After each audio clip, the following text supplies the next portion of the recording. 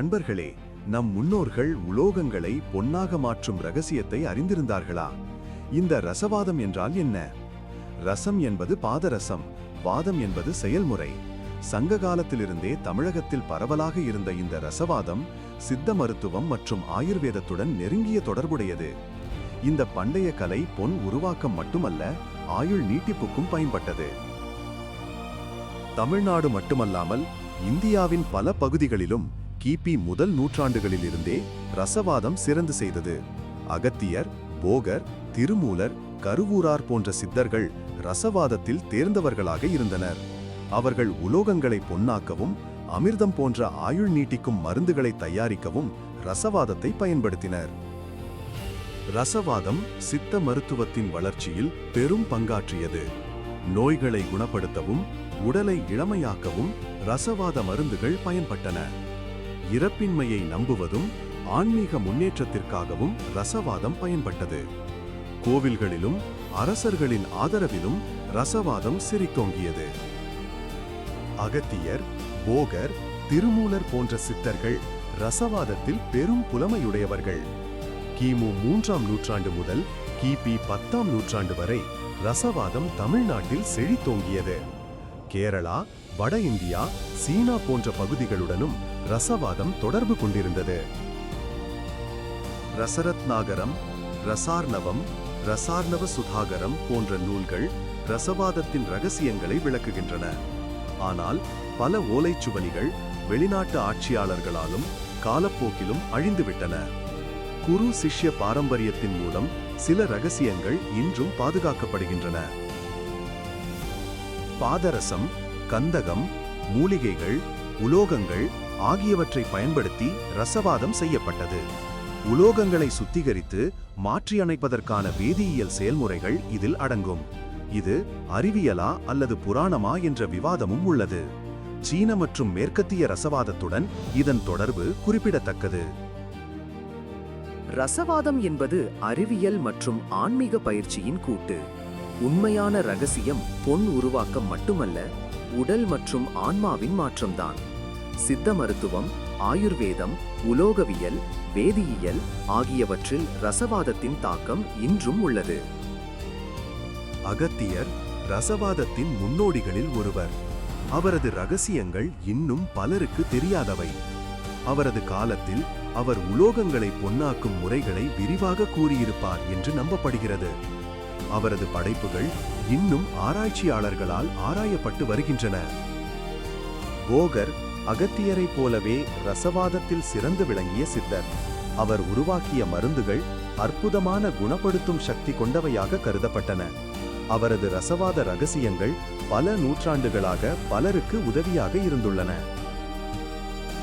திருமூலர் தனது திருமந்திரத்தில் ரசவாதம் குறித்த சில ரகசியங்களை மறைமுகமாக கூறியிருக்கிறார். அவை ஆன்மீக முன்னேற்றத்திற்கு உதவும் ரகசியங்கள் என்று கருதப்படுகின்றன. அவரது படைப்புகள் இன்னும் ஆராயப்பட்டு புதிய விஷயங்கள் கண்டுபிடிக்கப்பட்டு வருகின்றன. கருவூரார் ரசவாதத்தில் சிறந்து விளங்கிய மற்றொரு சித்தர். அவரது கண்டுபிடிப்புகள் இன்னும் அறியப்படாதவை. அவரது காலத்தில் அவர் பல அரிய மருந்துகளை உருவாக்கியதாக சொல்லப்படுகிறது. அவரது ரகசியங்கள் இன்னும் ஆராய்ச்சியாளர்களை ஈர்த்து வருகின்றன. ரசவாத நடைமுறைகள் மிகவும் சிக்கலானவை.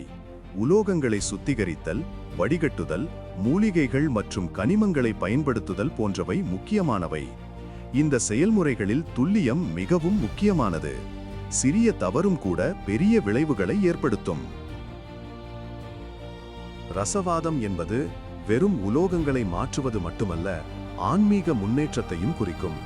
உடலை சுத்திகரிப்பதன் மூலம் ஆன்மா உயர்வடையும் என்பது ரசவாதத்தின் அடிப்படை நம்பிக்கை. இது ஆன்மீக வளர்ச்சிக்கு ஒரு வழியாக கருதப்பட்டது. பல அரசர்கள் ரசவாதத்தில் ஆர்வம் கொண்டிருந்தனர். அவர்கள் ரசவாதி சித்தர்களுக்கு ஆதரவளித்தனர். பொன் உருவாக்குதல் மட்டுமல்லாமல் அரிய மருந்துகளை உருவாக்குவதிலும் அவர்கள் ஆர்வம் காட்டினர். இதன் மூலம் அவர்களின் ஆட்சி மேம்பட்டது. கோவில்களில் ரசவாதம் சம்பந்தப்பட்ட பல செயல்பாடுகள் நடைபெற்றன. சில கோவில்களில் ரசவாதம் சம்பந்தப்பட்ட பொருட்கள் இன்றும் பாதுகாக்கப்படுகின்றன. கோவில்கள் ரசவாதி சித்தர்களுக்கு ஒரு பாதுகாப்பான இடமாகவும் இருந்தன. ரசவாதம் குறித்த பல குறிப்புகள் உள்ளன. சில கதைகள் ரசவாதத்தின் அற்புதங்களை விவரிக்கின்றன. இந்த குறிப்புகள் ரசவாதத்தின் புகழ் மற்றும் பரவலை காட்டுகின்றன. ரசவாதம் வெறும் கற்பனை அல்ல. இதில் வேதியியல் செயல்முறைகள் அடங்கியுள்ளன. உலோகங்களை சுத்திகரிக்கும் முறைகள் இன்றைய வேதியியலுடன் தொடர்புடையவை. ஆனால் இன்றைய அறிவியலுக்கு தெரியாத சில ரகசியங்களும் இருக்கலாம். ரசவாதம் மற்றும் சீன ரசவாதம் ஒற்றுமைகள் கொண்டவை. இரண்டுமே உலோகங்களை மாற்றுவது மற்றும் ஆயுள் நீட்டிப்பு ஆகியவற்றில் கவனம் செலுத்தின. இந்த இரண்டு பாரம்பரியங்களுக்கிடையேயான தொடர்பு ஆராயப்பட வேண்டியது. தமிழ் ரசவாதம் மற்றும் மேற்கத்திய ரசவாதம் இரண்டும் பல ஒற்றுமைகளை கொண்டவை. இரண்டுமே உலோகங்களை மாற்றுவதில் கவனம் செலுத்தின. ஆனால் அவற்றின் நோக்கங்கள் மற்றும் நடைமுறைகள் சில வேறுபாடுகளை கொண்டவை. ரசவாதம் இன்று அழிந்து போய்விடவில்லை. இதன் ரகசியங்கள் இன்னும் ஆராயப்பட்டு வருகின்றன. சில ஆராய்ச்சியாளர்கள் இதன் மூலம் புதிய கண்டுபிடிப்புகளை செய்ய முயற்சி செய்கின்றனர். இதன் எதிர்காலம் இன்னும் தெளிவாக தெரியவில்லை. ரசவாதம் அறிவியலா அல்லது புராணமா என்ற கேள்வி இன்னும் விடை காணாதது. சிலர் இதை அறிவியல் சார்ந்தது என்கிறார்கள், சிலர் இதை புராணம் சார்ந்தது என்கிறார்கள். உண்மை என்ன என்பது இன்னும் தெளிவாக தெரியவில்லை. ரசவாதத்தை புதிய பார்வையில் பார்க்க வேண்டியது அவசியம். இது வெறும் உலோகங்களை மாற்றுவது மட்டுமல்ல. இது ஒரு தத்துவம், ஒரு கலை, ஒரு அறிவியல். இதில் பல ரகசியங்கள் இன்னும் வெளிவராமல் இருக்கின்றன. ரசவாதத்தின் சில அம்சங்கள் இன்றும் தொடர்கின்றன. சித்த மருத்துவம், ஆயுர்வேதம் போன்ற மருத்துவ முறைகள் இதன் தாக்கத்தை பெற்றுள்ளன. இதன் ரகசியங்கள் இன்னும் ஆராயப்பட்டு வருகின்றன. ரசவாதம் தமிழ்நாட்டின் பண்டைய வரலாற்றில் ஒரு முக்கிய அங்கம். இது பல கலைகள் மற்றும் அறிவியல்களின் வளர்ச்சிக்கு உதவியது. இதன் வரலாற்றை புரிந்து கொள்வது அவசியம். ரசவாதம் தமிழ் கலாச்சாரத்தின் ஒரு அங்கம். இது பல கலைகள் மற்றும் அறிவியல்களின் வளர்ச்சிக்கு உதவியது.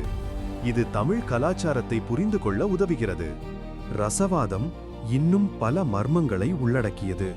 இதன் ரகசியங்கள் இன்னும் முழுமையாக அறியப்படவில்லை.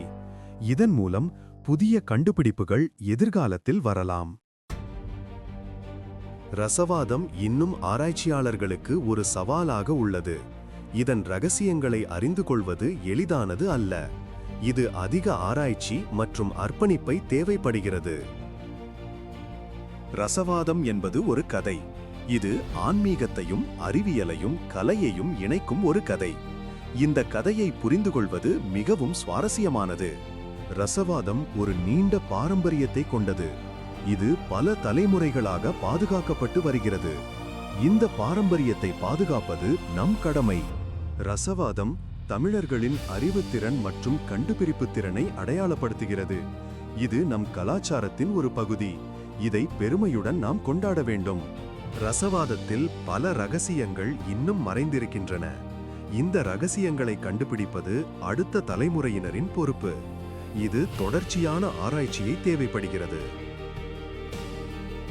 ரசவாதம் தொடர்ச்சியான ஆய்வுக்கு உரியது. இதன் ரகசியங்களை அறிந்து கொள்வது பல துறைகளுக்கும் பயனுள்ளதாக இருக்கும். இதற்காக அர்ப்பணிப்பு தேவை. ரசவாதம் நமக்கு பல பாடங்களை கற்றுத்தருகிறது. துல்லியம், அர்ப்பணிப்பு, பொறுமை, ஆராய்ச்சி போன்றவற்றை இது கற்றுத்தருகிறது. இவற்றை நாம் வாழ்வில் பயன்படுத்த வேண்டும். பொன்னாக்கலா அல்லது ஆன்மாவுக்கு அடையாளமாகலா? ரசவாதம் தமிழ் மரபின் மிகப்பெரிய ரகசியங்களில் ஒன்றாகவே இருக்கிறது. இந்த ரகசியங்களை பற்றி மேலும் அறிய நாம் தொடர்ந்து முயற்சி செய்ய வேண்டும்.